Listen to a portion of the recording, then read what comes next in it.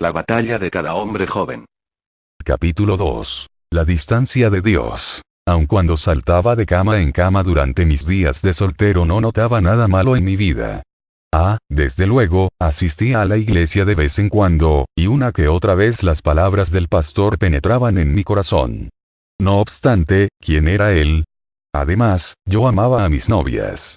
Mi razonamiento era que no le hacía daño a nadie. Mi madrastra notó que algo andaba mal. Mi padre al fin se había casado de nuevo, y cuando los visitaba en su casa en Iowa, a veces ella me llevaba al otro lado del río al templo evangélico. En Moline, Illinois. En esa iglesia se predicaba el evangelio, pero para mí todo me parecía absurdo. A menudo me reía con cinismo, con solo pensar en las personas allí. Después de graduarme con honores de la Universidad de Stanford con un título en sociología, tomé un empleo en el área de San Francisco como asesor de inversiones. Un día de mayo, me quedé tarde en la oficina. Todo el mundo se había ido a su casa, dejándome solo con algunos pensamientos molestos. Volteé mi silla y puse mis pies sobre el escritorio para mirar una típicamente grandiosa puesta del sol en California. Mientras el sol se escondía en el horizonte, de cierta forma Dios interrumpió la escena con una horrible revelación de lo que había llegado a ser. Echa un vistazo a ti. Esta era una experiencia diferente para mí. Sabía quién era Dios y en algunas ocasiones, incluso, había orado que quería tenerlo más cerca en mi vida, pero de todos modos terminaba de nuevo en la cama la noche siguiente con la estudiante francesa graduada o una de las otras. Nunca dije esas oraciones con seriedad. Además, mi palabra nunca significó mucho en aquel entonces, y yo lo sabía. Mis amigos también lo comprendían. Corky, uno de mis amigos, había inventado una expresión para mi falta de carácter. Hacer algo al estilo de Fred era prometer estar en algún lugar y después no aparecerse, y esta colorida frase se volvió parte del vocabulario en mi círculo de amigos. Después de esas oraciones anteriores, yo actuaba con Dios al estilo de Fred. Sin embargo, esta vez no. No sé cómo él lo hizo esa noche en mi oficina en San Francisco, pero Dios me mostró lo irremediablemente repugnante que me había vuelto a causa de mi pecado. Lágrimas de pesar y desesperación corrían por mis mejillas. Aunque antes estaba ciego, ahora podía ver. Al instante vi mi cada vez más profunda necesidad de un Salvador. Debido al templo evangélico de Moline, sabía a quién clamar. Mi oración ese día fluyó de la sencillez de un corazón seguro. Señor, estoy dispuesto a trabajar contigo si tú estás dispuesto a trabajar conmigo. Sin darme cuenta todavía de lo que acababa de hacer, me puse de pie y salí de mi oficina. Aún así, Dios sabía. Durante las primeras 2 semanas parecía como si los cielos hubieran movido todo en mi vida, y en corto tiempo tenía un nuevo empleo en Iowa. Y una nueva vida frente a mí. Y dejé las novias atrás. Sin embargo, no fue la nueva vida delante de mí lo que me iba a transformar, fue la nueva vida en mí. Aunque todavía no lo sabía con seguridad, un acontecimiento en mi viaje de regreso a Iowa me reveló que Dios había entrado en mi vida. Me detuve en Steamboat Springs, Colorado, para visitar a un par de amigos de Stanford.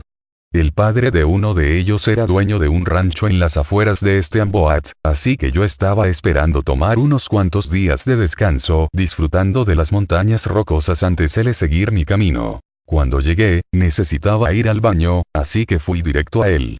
Cuando abrí la puerta, encontré las paredes cubiertas con las páginas centrales de Playboy y enseguida me sentí asqueado. Me detuve asombrado. Asombrado de las páginas centrales.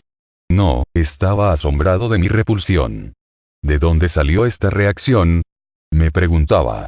Después de todo, este era Fred Stoecker, el hombre que memorizaba las fechas en que llegaban las revistas pornográficas a la tienda local. El que faltaba a clases para mirar con lujuria sus páginas. El que vivía para las páginas centrales, guardándolas para el final como si fueran algún delicioso postre.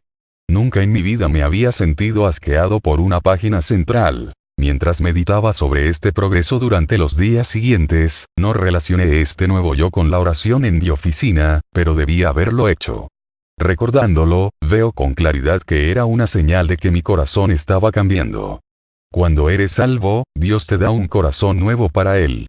El Señor vive en ti y te da la fortaleza que necesitas para hacer todo, cualquier cosa que te llame a hacer, incluyendo su llamado a la pureza sexual. Esta nueva vida fluía sin ningún esfuerzo de mi parte, y los nuevos deseos de hacer la voluntad de Dios vinieron sin que yo les pusiera atención. Según recuerdo, no había orado de nuevo, ido a la iglesia, ni leído mi Biblia durante las 2 semanas desde mi oración al caer el sol en San Francisco y ese momento en que entré a ese baño decorado con Playboy.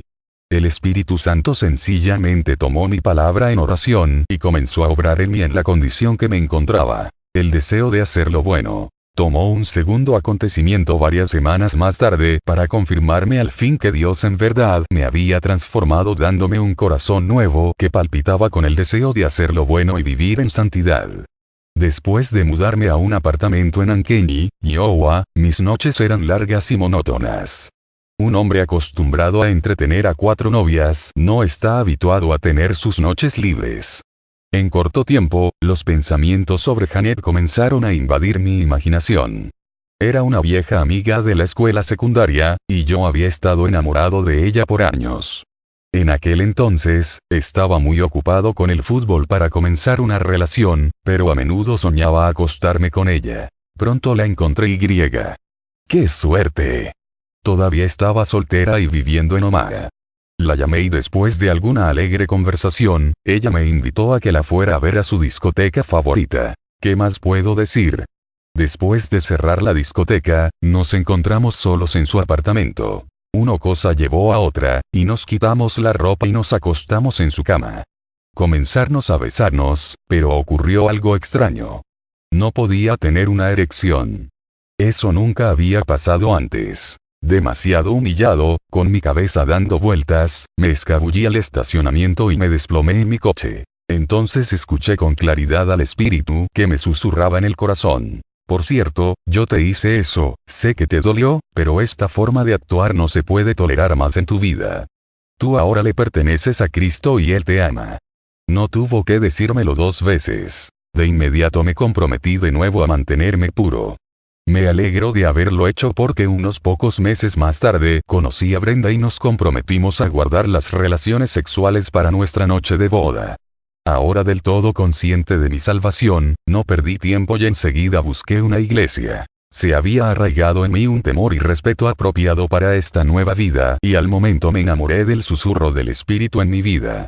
Deseaba crecer en Cristo y experimentar la vida abundante de regocijo que Él tenía esperando por mí. Antes de continuar mi historia, en el capítulo 5, tomemos un momento para explorar algunos principios importantes sobre la sexualidad que creo que encontrarás interesantes y que se pueden aplicar enseguida a tu vida. Comenzaremos con una discusión del punto de vista de Dios acerca de nuestra sexualidad. Si te gusta este canal, ayúdanos a seguir subiendo audiolibros y suscríbete. Comenta abajo qué libros y de qué autor quisieras que subiéramos. Muchas gracias.